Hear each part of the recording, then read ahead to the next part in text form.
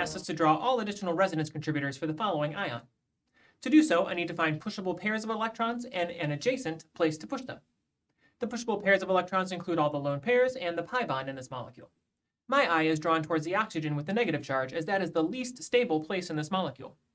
I can use one of these lone pairs of electrons on this oxygen as a pushable pair of electrons, and I can push them toward the adjacent carbon atom. That would form a new carbon-oxygen pi bond.